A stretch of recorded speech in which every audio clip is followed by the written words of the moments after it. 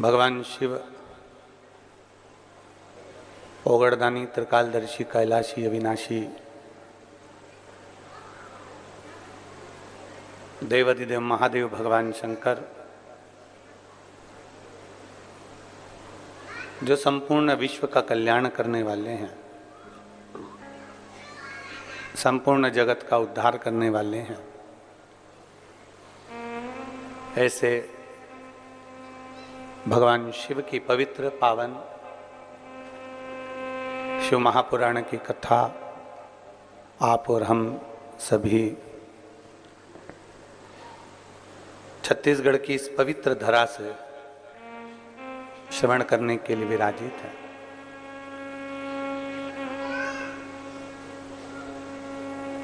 पांच दिवसीय यह भगवान शिव की अनुपम आनंदित भगवान शंकर की अविरल कथा, जो एक संपूर्ण जीवन का एक आनंद करने वाली है। कथा के मुख्य यजमान श्री सीताराम गौरी शंकर जी खंडेलवाल परिवार राजनंदगांव, श्री चंद्रशेखर पिल्ले, श्रीमती पूर्णिमा जी पिल्ले, श्री अनिल शुक्ला जी, श्रीमती शकुंतला शुक्ला जी, श्री परमेश्वर सिन्हा जी, श्रीमती आशा सिन्हा जी। एक बार सभी यजमान परिवार के लिए जोरदार ताली बजाकर स्वागत, वंदन, अभिनंदन। जिन्होंने इस 72 वर्ष के बाद जो ऐसा सावन पड़ा है, उस श्रावण पवित्र अवसर पर यजमान पद ग्रहण किया है। कहीं ना कहीं भगवान देवाधिदेव महादेव की कृपा, करुणा, उनकी उदारता, जो कहीं पूर्वजों का आशीर्वाद रहा है और पुण्य देवाधिदेव महादेव की कृपा से एकाग्रित हुआ है, तो ये सभी परिवार यजमान पद ग्रहण करे हैं। छत्तीसगढ़ की इस पवित्र धरा पर ऑनलाइन शिव महापुराण की कथा संपूर्ण छत्तीसगढ़वासी ही नहीं, संपूर्ण विश्व इस कथा का लाभ ले रहा है। कौटि कौटि पुण्य हमारे और आपके प्रबल हुए हैं, जिससे आप और हम सभी मिलकर भगवान शिव की अविरल कथा का लाभ ले रहे हैं। कल 2 अगस्त को पवित्र श्रावण महीने की शिवरात्रि का उत्सव मनाया। करोड़ों भक्तों ने अपने अपने घरों में रहकर भगवान शंकर की पार्थिव लिंग का पूजन किया, और पार्थिव लिंग का पूजन कर कर आप और हम सब कृतार्थ हुए। एक छोटा सा पुण्य, एक छोटा सा सत्कर्म यदि हमारे जीवन में हो जाए, तो ये मानकर चलें कि कहीं ना कहीं प्रभु कृपा से हम केवल एक कुल को या एक पीढ़ी को नहीं, हमारी 71 पीढ़ियों को पार उतार देते हैं। ऐसा पुण्य हमारे खाते में आ ही जाता है।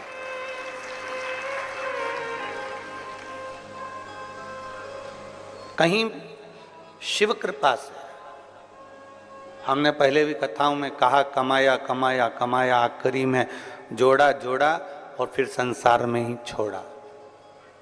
उसका भोग हमने नहीं किया, उस भोग से हम वंचित रहे। पर कमाने के बाद यदि कहीं आप और हम कहीं अच्छी जगह पर पहुंच जाएं, अच्छी जगह बैठ जाएं, तो ये समझिए कि ये कहीं हमारे पूर्वजों का, हमारे माता पिता की पुण्याई है। एक आप लोगों ने देखा होगा, जितने भी श्रोता भाई बहन आस्था चैनल पर कथा सुन रहे हैं, फेसबुक यूट्यूब पर कथा श्रवण कर रहे हैं, आप लोगों के स्मरण में होगा कि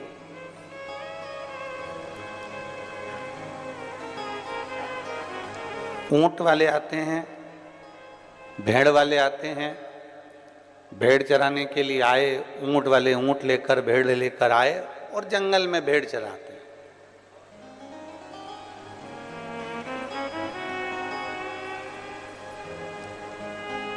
ऊंट वाले ऊंट लेकर आए हैं, भेड़ वाले भेड़ लेकर आए हैं और वो जंगल में चला रहे हैं। पर जो समझदार होता है, जो चतुर होता है, जो विद्वान होता है, इसकी विद्वत्ता क्या कहती है कि जिस कोई गरीब बड़ा है, कोई साधारण है और उसके पास में खेत के अंदर खाद डालने का पैसा नहीं है, उसके पास में खेत में दवाई डालने का पैसा नहीं है, खाद डालने का पैसा नहीं है, तो वो चतुर व्यक्ति क्या करता है कि वो ऊंट वाले से कहता है, भेड़ वाले से कहता है, भैया तुम एक काम करो, ये भेड़ों को हमारे खेत में ठहरा दो, इन भेड़ों को हमारे खेत में इनको बिठा दो। यदि आप इन भेड़ों को हमारे खेत में बिठा दोगे, इन भेड़ों को हमारे खेत में अगर विराजमान कर दोगे, बिठा दोगे, ये आवाज आ रही ना गुनगुन, ये बंद करो ना।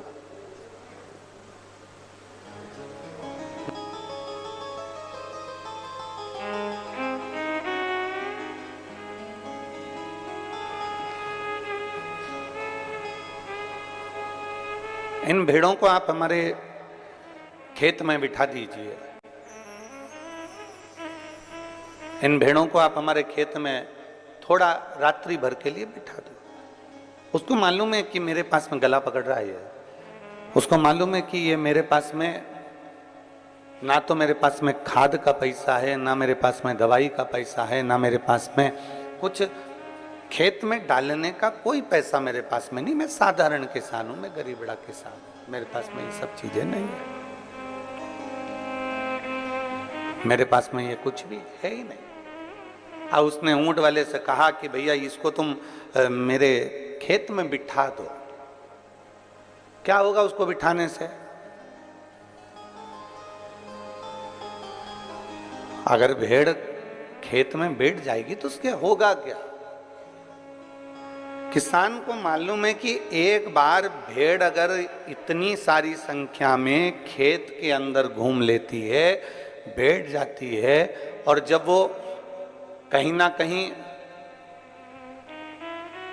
किसी ना किसी रूप में अपने मल का त्याग करती है, तो उसकी जो खाद होती है वो 1 वर्ष के लिए नहीं, कम से कम 5 वर्ष के लिए खेत में एक अच्छी फसल का कार्य कर देती है, एक अच्छी खाद का कार्य कर देती है और अच्छी एक दवाई का कार्य कर देती है।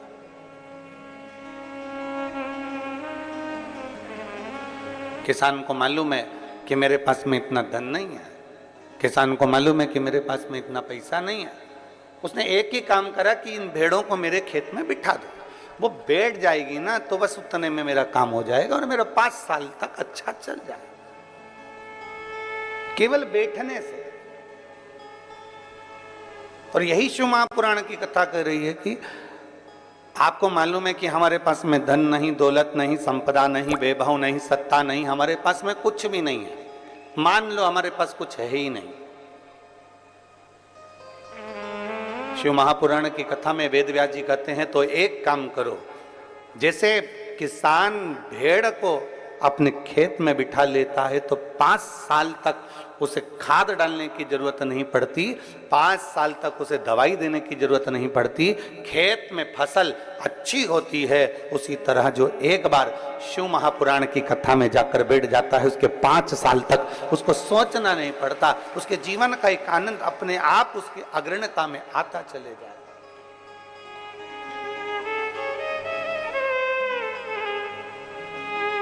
अपने आप वो आगे बढ़ता चले जाता, अपने आप। आप लोग तो ये शास्त्र में तो हम लोग भेड़ का अगर चरित्र पढ़ रहे हैं तो 5 साल का बोलते हैं, पर शिव महापुराण की कथा तो यहाँ तक कहती है कि आपने अगर भगवान शिव की पवित्र कथा में, भगवान शंकर के मंदिर में, भगवान शंकर के शिवालय में, भगवान शंकर के भक्त के लिए, शिव भक्त के लिए शिवालय में या कथा में या अन्य रूप से अगर हमने अठन्नी भी खर्च करी है तो उसको एक छोटी सी डायरी में लिख के रख लेना चाहिए कि हमने इतनी तारीख को ये रुपया यहाँ खर्च किया है। पुराण में, शिवालय में या शिव भक्त के लिए किया गया है, उसको लिख कर रखो। 3 महीने बाद जब हमको आपके आसपास में कथा हो तो जरूर बताना कि मैंने इतना दिया था, मेरे बाबा ने उसको बढ़ाकर चौगुना कर कर दिया कि नहीं। एक शिव भक्त, एक भगवान शंकर की अविरल भक्ति, भगवान शिव की उपासना, भगवान शंकर की अविरल भक्ति को, भगवान शंकर की अविरल भक्ति को हम धारण करें। और तेरी कृपा बिना एक भी अणु लेते हैं श्वास, तेरी कृपा से बखान क्या करूं मैं राखों के ढेर का, चपटी भभूत में खजाना कुबेर का। हे गंगाधार मुक्ति द्वार ओंकार तू, भोले ओंकार तू, आयो शरण की आय शंभु तार तार तू। हमने अगर 1 रुपया भी खर्च करा है, हमने 1 रुपया भी शिवालय में, देवालय में, शिव भक्त के लिए कहीं ना कहीं लगा दिया गया है, उसको लिख के रखो कि हमने 1 रुपया दिया है।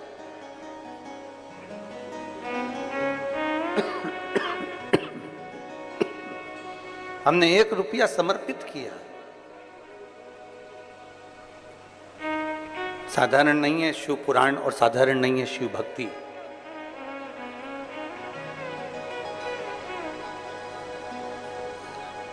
लाखों, हम लाखों कह रहे हैं, जितने आस्था चैनल पर कथा सुन रहे होंगे, जितने फेसबुक यूट्यूब पर कथा सुन रहे होंगे, जितने ऑनलाइन कथा सुन रहे होंगे और जितने इस पवित्र छत्तीसगढ़ की धरा में इस हॉल में बैठकर भगवान शिव की पवित्र कथा का रसपान ग्रहण कर रहे हैं, उनकी चित्तवृत्ति में ये बात होगी। हम लाखों कर रहे हैं, पर लाखों नहीं, करोड़ों शिव भक्त, करोड़ों बेटा बेटी, करोड़ों शंकर के भक्त, लाखों शिव भक्त श्रावण के महीने में 2 लोटा जल भगवान शंकर को समर्पित करते हैं। लाखों भक्त, करोड़ों भक्त 2 लोटा जल भगवान शिव को समर्पित करते हैं। अब उन शिव भक्तों से पूछा जाए कि तुमने पिछले वर्ष भी कावड़ भरी थी, तुमने पिछले वर्ष कावड़ भरी थी, उस कावड़ का फल क्या मिला? तुमने पिछले वर्ष 2 लोटा जल चढ़ाया, उस 2 लोटे जल का फल क्या मिला? कोई उनसे पूछे कि शिव पुराण का, शंकर की अविरल भक्ति का फल क्या है?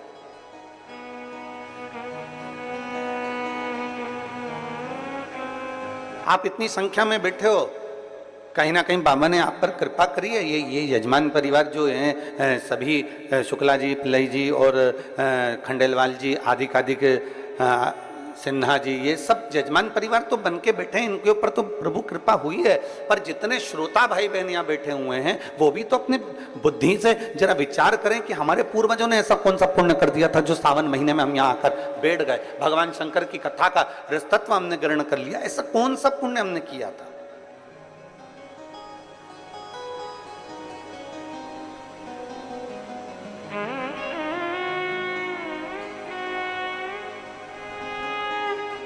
ऐसा पुण्य हमने कौन सा किया है? ऐसा सत्कर्म हमने कौन सा किया? ऐसा भजन हमने कौन सा किया? हमने कल कथा में कहा था कि जितने बैठे हो ना, अपने अपने घर जाके नजर उतरवा लेना कि कहीं ना कहीं हमारे पुण्यता है, हमारे कहीं ना कहीं हमारी प्रबलता है।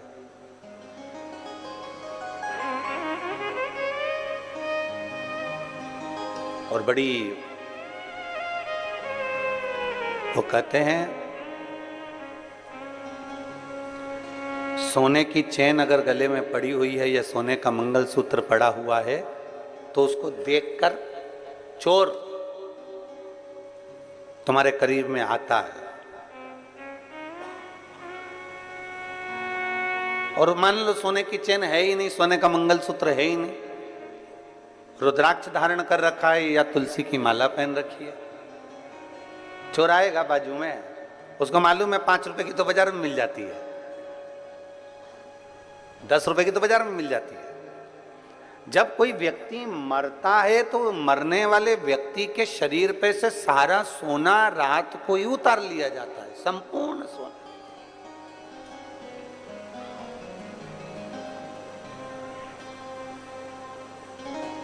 पर उसके गले में अगर रुद्राक्ष पड़ा हो तो, उसके गले में रुद्राक्ष की माला पड़ी हो तो निकालेंगे? अरे जम के तो बोलो जरा, नहीं निकालेंगे। तुलसी की माला पड़ी है तो कोई निकालेगा? नहीं। क्या कहेंगे? बहू से भी माँ रोते रोते रेन दे, वो माला उनके गले में रेन दे, वो तुलसी की है, वो रुद्राक्ष की है, पड़े रेन दे, वो तुलसी की माला है, वो रुद्राक्ष की माला, पड़े रेन दे। क्यों? क्योंकि उसको मालूम है कि ये तुलसी की माला, ये रुद्राक्ष की माला, ये पड़े रहने दे, ये किसी इसकी भले कीमत नहीं है। सोना निकाल लो, अंगूठी निकाल लो, चेन निकाल लो, दादी के कानों में अगर बुंदा लगा है तो बुंदा निकाल लो, मुर्की लगी है तो मुर्की निकाल लो, लौंग नथ पहनी है अच्छी बड़ी सारी तो नथ निकाल लो, ये सब कुछ निकाल लिया जाएगा। हाथ की अंगूठी हो, पाँव का हो, हाथ का तगड़ी हो, कमर कस हो, जो कुछ होगा सारा निकाल लिया जाएगा। और वहीं अगर तुलसी की माला है, वहीं अगर रुद्राक्ष की माला है और वो पड़ी हुई है तो कोई नहीं निकालेगा। और ये समझने वाला विषय है कि भले वो ना निकाली जाए, सब कुछ निकाल लिया जाए, और वो अगर तुलसी और रुद्राक्ष की माला हमारे गले में पड़ी हुई है तो ये तुलसी और रुद्राक्ष का मन का हमें ना जाने कितने कितने नरकों से बाहर निकालते हुए परमात्मा की शरणागति प्रदान करा दे। कितने नरकों से निकालता हूं। और मैंने तेरे ही भरोसे बाबा, तेरे ही भरोसे हवा बिच उड़ती जावांगी बाबा, डोर हथो छड़ी ना मैं कट्टी जावांगी। भोले मैं तेरी पतंग, शंभू मैं तेरी पतंग, हवा बिच उड़ती जावांगी बाबा, डोर हथो छड़ी ना मैं कटी जावांगी। एक तुलसी की माला, एक रुद्राक्ष हमारे जीवन को सुख प्रदान कर देता, हमारे जीवन को आनंदता प्रदान कर देता। एक बेलपत्र हमारे जीवन को सुख प्रदान कर देते। हम शंकर भगवान का एक लोटा जल समर्पित करते हैं, शिव की भक्ति करते हैं, शंकर को एक लोटा जल चढ़ाते हैं, वो हमें कितना फल देती है, कितना फल देती है। एक कथा आती है, बड़ी सुंदर प्रसंग है, जरा स्मरण करिएगा सभी। जितने चैनल पर कथा सुन रहे हैं, जितने ऑनलाइन कथा सुन रहे हैं, सब अपनी चित्तवृत्ति में रखिएगा इस कथा। एक राजकन्या थी, बड़ी सुंदर थी, बड़ी सुंदर। और राजकन्या इतनी सुंदर, इतनी बढ़िया, इतनी सुंदर, इतनी सुंदर, वो राजकन्या इतनी सुंदर कि उसको देखकर देवता भी आकर्षित हो जाए। इतनी सुंदर राजकन्या, इतनी सुंदर। अब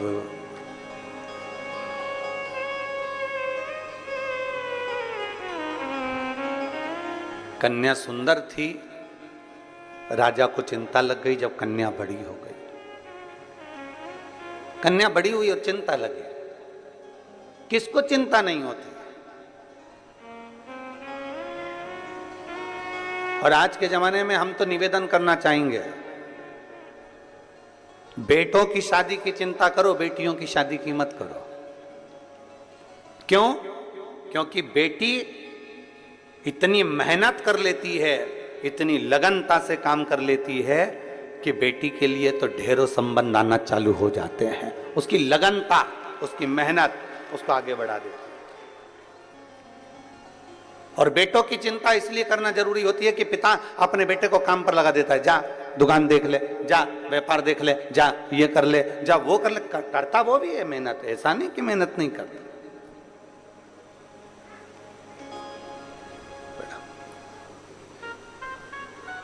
करता वो भी मेहनत है, बिठाओ भाई। ऐसा नहीं कि वो मेहनत नहीं करता है, उसके पास में मेहनत करने का कुछ क्रम नहीं होता, वो मेहनत करता है, करता है। पर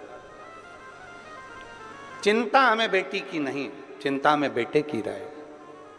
बेटी अगर लगनता से मेहनत कर रही है, अपने पिता के कार्य के प्रति जागरूक है, अपने पिता के वचन के प्रति जागरूक है और अपने पिता के बोले हुए शब्द के प्रति जागरूक है, तो फिर बेटी की चिंता नहीं रहती, फिर बेटी की चिंता नहीं। शिव पुराण कह रही है, भगवान शंकर का संवाद कर रहा है, भगवान उगड़दानी का संवाद कर रहा है, भगवान शंकर की पावन कथा कर रही है। राजकन्या इतनी सुंदर थी, इतनी सुंदर राजकन्या कि उसको देखकर देवता भी आकर्षित हो जाए, इतनी सुंदरता उस राजकन्या में, इतनी सुंदर। और फिर निवेदन आप सबसे, क्रीम की चमक,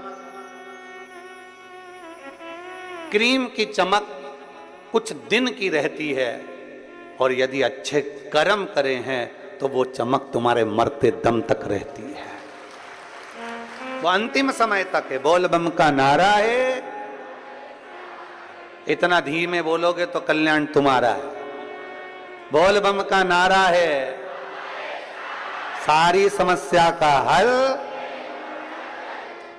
क्रीम की चमक थोड़े दिन की है, पर अच्छे कर्म की चमक तुम्हारी जिंदगी भर की है, जीवन भर की।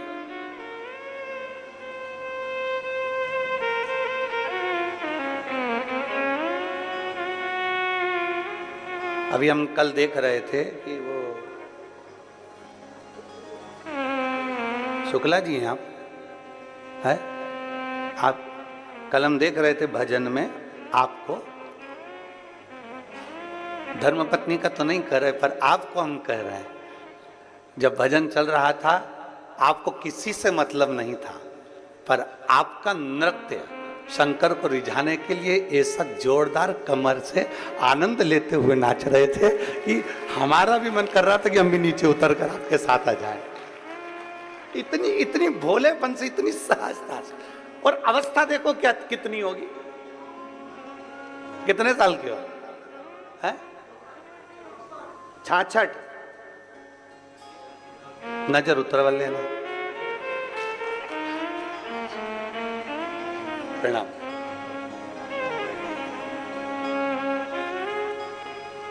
आ जाइए, महाराज जी को लिया 2 मिनट, माला पहना दो। एक सहजता का भाव, एक सरलता का भाव, एक नम्रता का भाव, एक विनम्रता का भाव।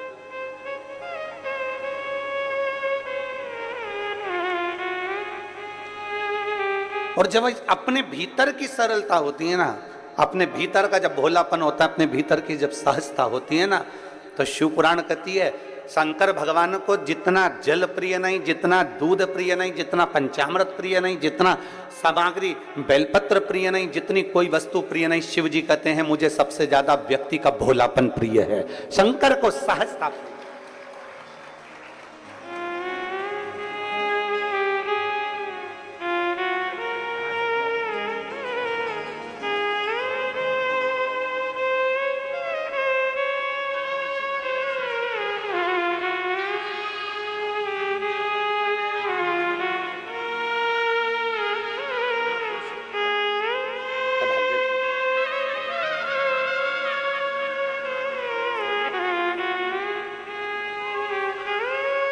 शिव तत्व की प्राप्ति, भोलापन जितना होगा आपके भीतर, वो सहजता का भाव शिव के करीब लेकर जाए। जितने भोले होगे आप उतने शंकर के पास हो। पर निवेदन एक ही है, भोले भोले के लिए बनो।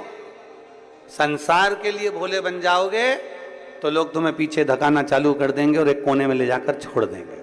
फिर निवेदन करूंगा, फिर निवेदन, भोले भोले के लिए बनो।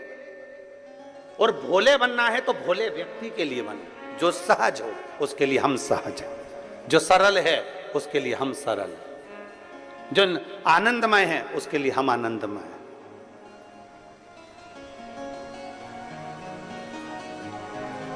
राजकन्या बड़ी सुंदर थी, देवता भी उसको देखकर आकर्षित हो जाए, इतनी सुंदर थी।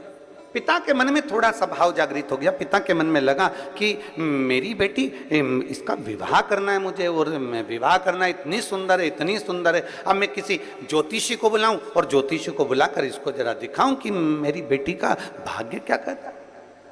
और अगर मैं हर कोई ज्योतिषी को बुलाऊं तो वो श्रेष्ठता नहीं है। इसलिए उस पिता ने अपने राज पुरोहित को बुलाया, अपने राज्य के पुरोहित को बुलाया, अपने कुल गुरु को बुलवाया और राज पुरोहित को बुलाकर कहा कि राज पुरोहित जी, मेरी बेटी का मुझे विवाह करना है, आकर उसका भाग्य देख लीजिए और उसका भाग्य बता दीजिए। और बेटी, राजकन्या का एक नियम सबसे प्रबल था, सबसे प्रबल नियम था राजकन्या का कि वो शंकर के मंदिर के पुष्प को उठाकर उन्हीं पुष्प की माला बनाकर, उन्हीं पुष्प का श्रृंगार बनाकर शंकर को पिना देती थी, शिवलिंग का श्रृंगार कर देती उसी पुष्प से।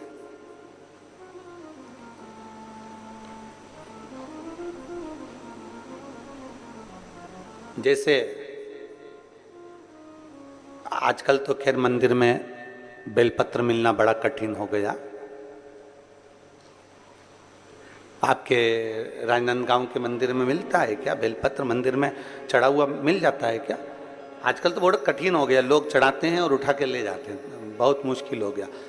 यदि भूलवश भी अगर कोई व्यक्ति मंदिर में बेलपत्र चढ़ा हुआ है और बेलपत्र उसने एकत्रित कर लिया मंदिर के अंदर ही, और मंदिर में बेलपत्र एकत्रित कर कर धागा लिया और उस कच्चे धागे में, उस कच्चे धागे के अंदर अगर उस बेलपत्र की डंडी को पीछे से उसने एक एक साधारण सी गांठ लगाकर उस बेलपत्र की माला को सिद्ध कर लिया, हल्की सी कच्चे सूत की गांठ लगाते लगाते मंदिर की चढ़ी हुई बेलपत्र को, शंकर पर चढ़ी हुई बेलपत्र को, शंकर की चढ़ी हुई बेलपत्र को ही उसने गांठ लगाकर जब माला सिद्ध कर ली और सिद्ध कर कर अगर वही माला भगवान शंकर को अर्पित कर देती है तो कहते हैं कि हमारा फिर पुनर्जन्म होता ही नहीं है, इस संसार सागर से हमारी मुक्ति हो ही जाती है, पुनर्जन्म से हम छूट जाते हैं। जैसे जगत गुरु शंकराचार्य जी कहते हैं पुनरपि जननम पुनरपि मरणम, उस प्रपंच से छुटकारा।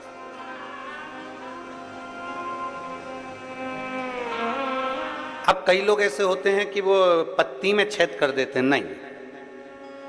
शिव महापुराण की कथा कहती है चाहे बेलपत्र हो चाहे तुलसी पत्र हो, चाहे बेलपत्र हो चाहे तुलसी पत्र हो, इन दोनों पत्ती के अंदर सुई को नहीं पिरोना चाहिए। बेलपत्र के अंदर भी सुई को नहीं डाला जाता और तुलसी पत्र के अंदर भी सुई को नहीं डाला जाता, दोनों पत्र में।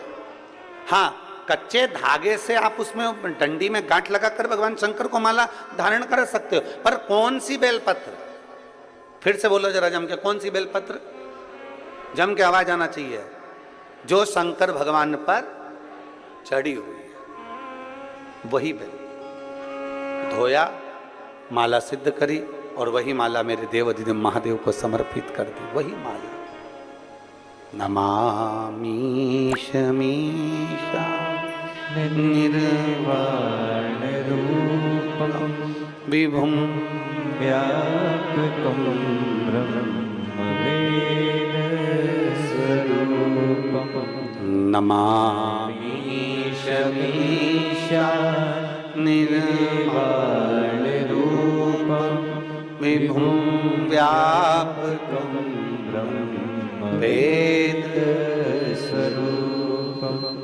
नमः शिवाय, ओम नमः शिवाय, नमः शिवाय, ओम नमः शिवाय। नमामि शमीशा निर्वाण रूपम विभुं व्यापकं ब्रह्मवेद स्वरूपम। नमामि शमीशा निर्वाण रूपम विभुं व्यापकं ब्रह्मवेद। शिव को चढ़ा हुआ पुष्प शंकर को वापिस समर्पित, शंकर का बेलपत्र शंकर को वापिस समर्पित। तेरा तुझको अर्पण क्या लागे मेरा। मेरा है क्या?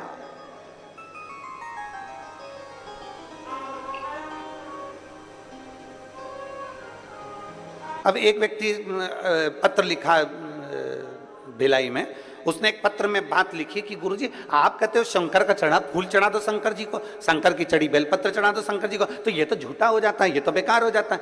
हम उस बच्चे से कहना चाहते हैं, अगर वो कथा सुन रहा होगा ऑनलाइन तो उसके चित्तवृत्ति में यह बात होगी। दुर्ग का वो बेटा है, अगर उसने बात कथा सुन रहा होगा तो उसके स्मरण में होगा कि आप कह रहे हो कि बेलपत्र झूठा हो गया, शंकर भगवान को चढ़ा फूल झूठा हो गया और वापिस शंकर भगवान को दे दिया। तो हम पूछे अच्छा भगवान ने लिया क्या? दूध, वो भी गाय के बछड़े का झूठा है। दूध निकालने वाला एक एक ग्वाला एक एक किसान जानता है, पहले बछड़े को छोड़ा जाता है, दूध जब नीचे आता है तब वो निकालता है। बछड़ा अपना मुंह लगा देता है, झूठा दूध निकाला गया है। जल मछली ने झूठा करा है, फूल भौरे ने झूठा करा है।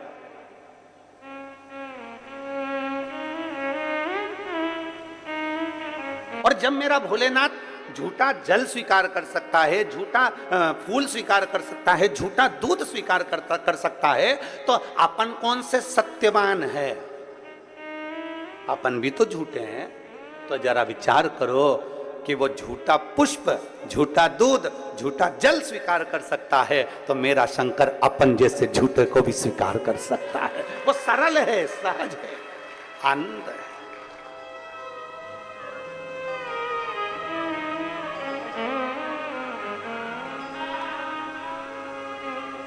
जो बहुत भगवान के सामने जब भी जाओ ना, पूरा पूरा अपना अभिमान, पूरा अहंकार, पूरी अभिमत्ता सब बाहर छोड़ दो, सब कुछ बाहर। अपनी अभिमत्ता अपन को लेके परमात्मा के पास जाना ही नहीं है। निर्मल होकर जाइए, एकदम सहज होकर जाइए। आप ऑफिसर अपनी जगह पर, आप मिनिस्टर अपनी जगह पर, आप आपका पद, आपका धन, आपकी दौलत अपनी जगह पर शिव के सामने सब शून्य है, शंकर के सामने सब शून्य है।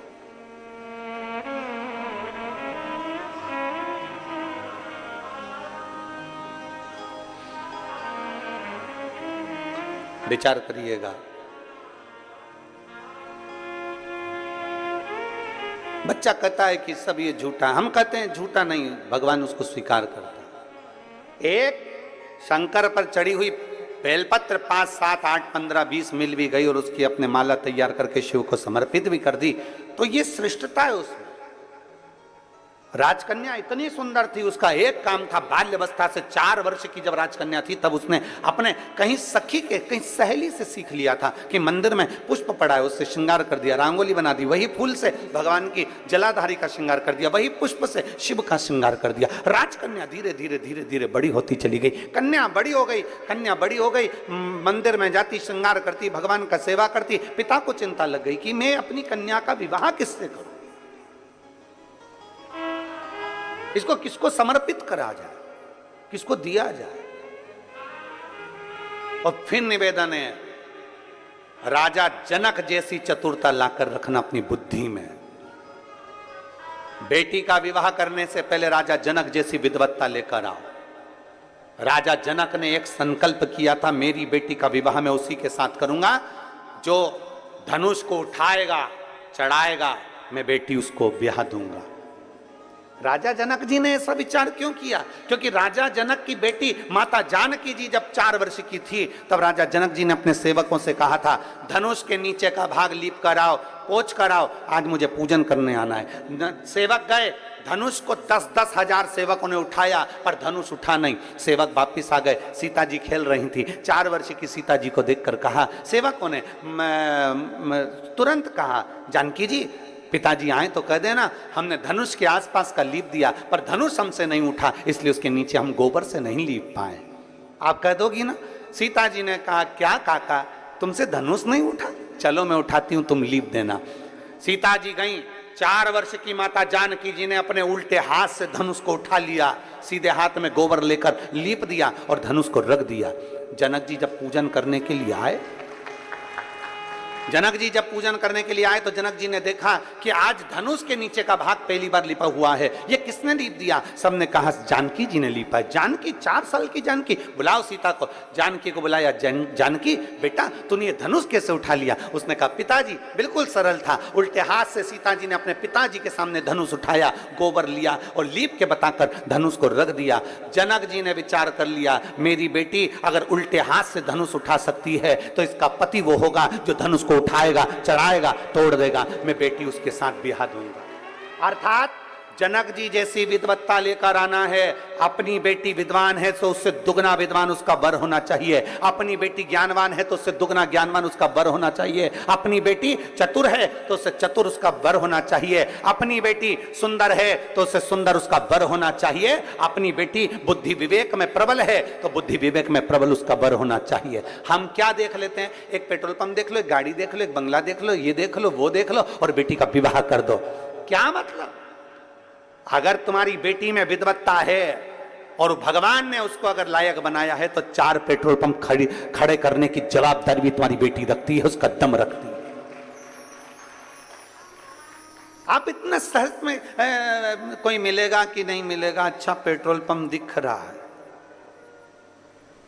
अच्छा पेट्रोल पंप दिख, अच्छी गाड़ी दिख रही है, अच्छा बंगला दिख रहा है, अच्छा धन दिख रहा है, और मालूम पड़े तुमने बेटी का विवाह कर दिया और लड़की शादी कर कर चली गई और पेट्रोल पंप, गाड़ी, बंगला तो सब देखा पर बेटी के लिए वर अच्छा नहीं देखा। रात को 1-1 बजे तक आ रहा है, मालूम पड़े टन्न होकर आ रहा है।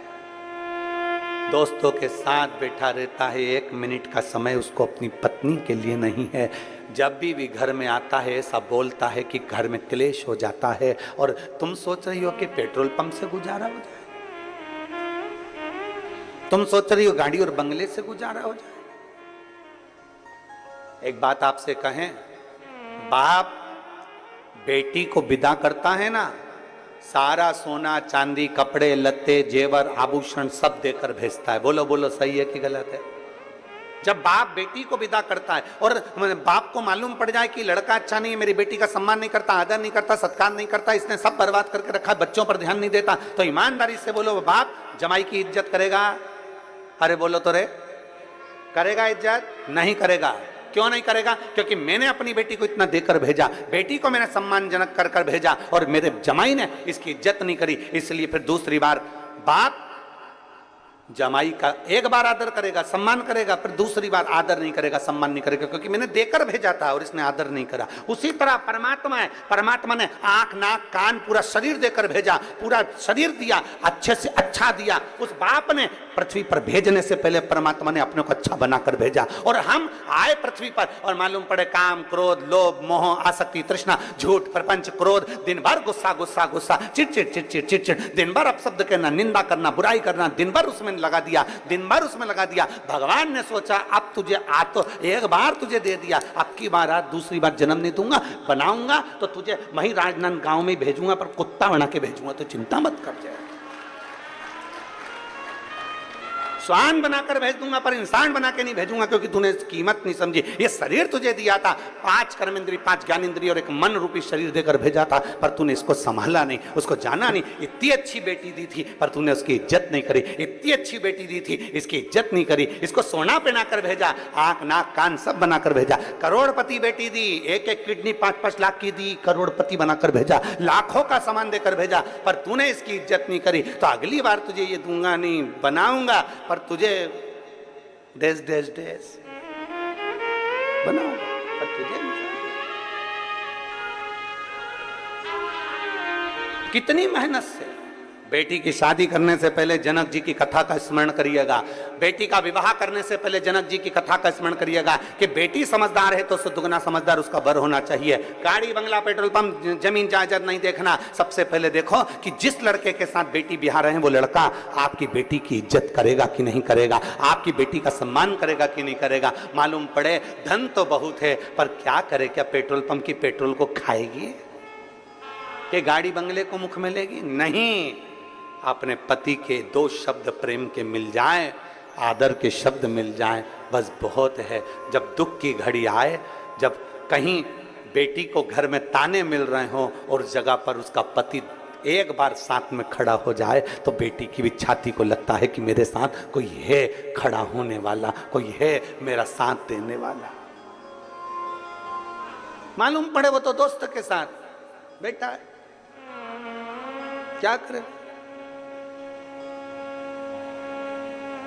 राजकन्या की शादी करना बड़ी सुंदर है, पर शंकर जी से वो तो स्नेह कर कर बैठी है। शिव जी की पूजन करती है, शंकर भगवान का भजन करती है, शंकर जी की प्रीति रखती है, शिव जी का श्रृंगार करती है, शंकर भगवान का अनुमोदन करती है। अब शंकर भगवान का अनुमोदन कर रही है, शंकर भगवान की प्रीति कर रही है, शिव जी से आराधना कर कर बैठी हुई। तो अब जरा विचार करिएगा। राजपुरोहित को बुलाया गया और राजपुरोहित को बुलाकर कहा गया, राजपुरोहित जी आइए और मेरी बेटी का भाग्य देखकर बताओ कि इसकी किस्मत क्या कहती है। किस्मत क्या कहती है? राजपुरोहित अपने एक नगर में, गांव में कहीं गुरुकुल चला रहे थे। राजपुरोहित बच्चों को पढ़ा रहे थे, बच्चों को पढ़ा रहे, गुरुकुल चला रहे हैं। उनके घर में बहुत सारे विद्यालय में बच्चे पढ़ रहे हैं और राजपुरोहित ने आज बच्चों में से कह दिया कि सुनो, मैं अपने राजा के यहाँ जा रहा हूँ क्योंकि राजा ने मुझे बुलाया उसकी बेटी के स्वयंवर के लिए, उसकी बेटी की शादी के लिए मुझे जाना होगा। राजपुरोहित आज अपना राज्य का सारा स्कूल का जो भी कार्य था वो बंद कर कर विद्यालय का, गुरुकुल का, आश्रम से सीधे राजा के भवन में पहुंच गए। राजा के भवन बेटी लगी थी शंकर की आराधना में। नमामि निर्वाण रूपम विभुं व्यापकं ब्रह्मवेदस्वरूपं। नमः शिवाय, ओम नमः शिवाय, नमः शिवाय, ओम नमः शिवाय। नमामि शमीशान निर्वाण रूपं विभुं व्यापकं ब्रह्मवेदस्वरूपं। नमः शिवाय, ओम नमः शिवाय, नमः शिवाय, ओम नमः शिवाय। लगी बेटी भगवान शंकर की आराधना, श्रृंगार बना रही है, शिव के मंदिर को सजा रही है, शंकर के शिवलिंग को सजा रही है, भगवान शंकर का श्रृंगार कर रही है, शिव का श्रृंगार। शिवलिंग पर, शंकर भगवान के शिवलिंग में 3 जगह ऐसी है जहां पर पुष्प या इत्र या बेलपत्र या सुगंधित पदार्थ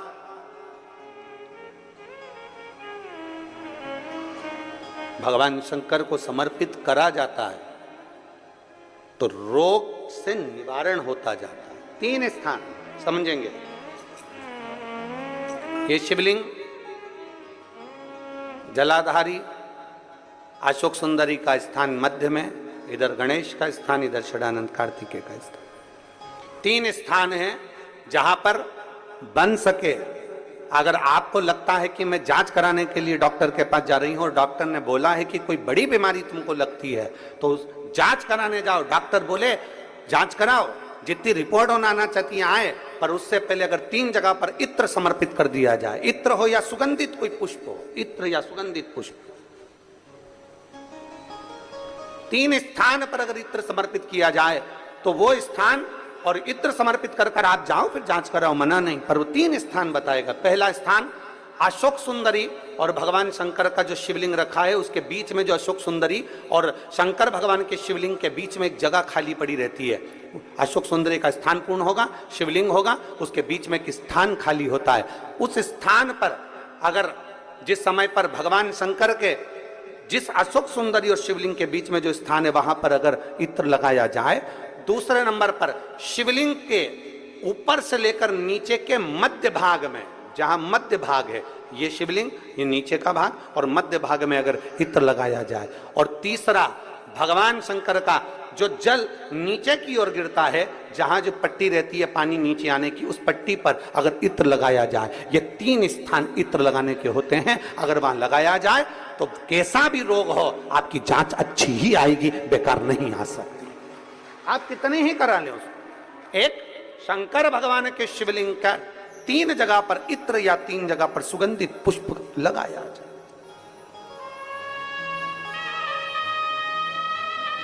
अब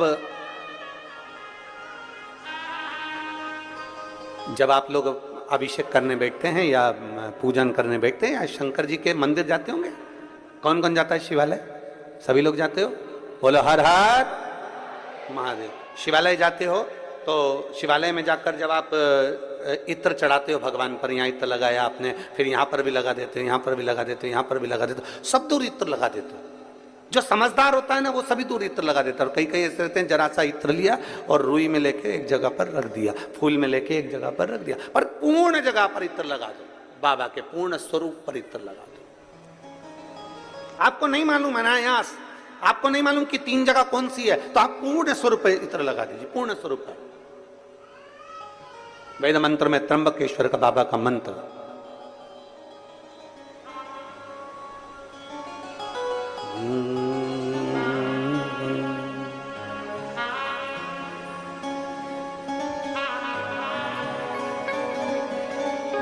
महामृत्युंजय मंत्र, वेद मंत्र का बड़ा सुंदर मंत्र, जिसका हम उच्चारण पूर्ण रूप से नहीं करते हैं व्यासपीठ से, उसको हम मंत्र को मन में गुनगुनाते हैं। एक बार आप भी बाबा के मंत्र को मन में गुनगुनाइए।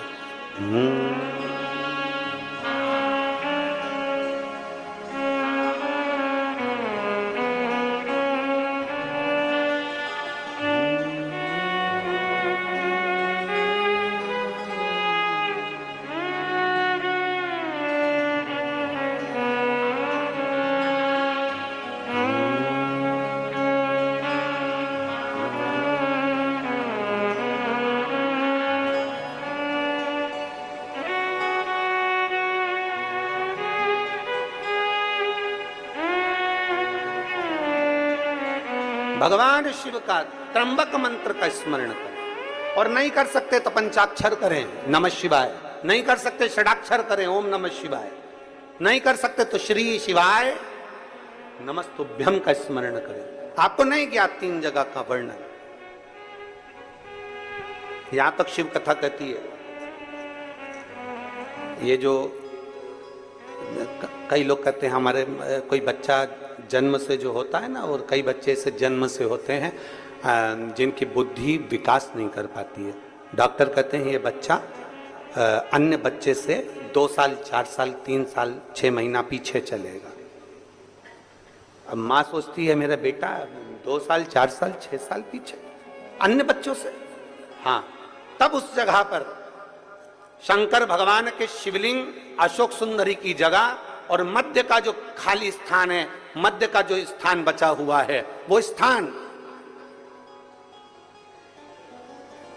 कई बार लोग कहते हैं गुरुजी ये पार्वती जी है, ये शिवलिंग है, ऊपर जो जलाधारी में से जल बह रहा है, शंकर जी की 5 लड़कियां हैं, जया, विषहरा, शामली बारी, दौतली देव, ये अशोक सुंदरी, ये गणेश कार्तिकेय का स्थान। जो बीच में अशोक सुंदरी और शिवलिंग के बीच में जगह है, वो स्थान किसका है? शिव पुराण में इसका लिंग पुराण के अंतर वर्णन आता है कि वो स्थान भगवान शंकर की जो जितनी सती, उमा, कात्यायनी, कुष्मांडा, स्कंदा, जितनी महागौरी, जितनी माताएं पूर्व में रही हैं, इन माताओं का स्थान शंकर ने यहाँ रखा है। और वो स्थान ऐसी जगह है, अगर कोई बच्चा कितना भी पीछे, डॉक्टर कह दिया इसको कि ये अन्य बच्चों से 2 साल पीछे, अन्य बच्चों से 4 साल, इसका विवेक काम नहीं कर रहा।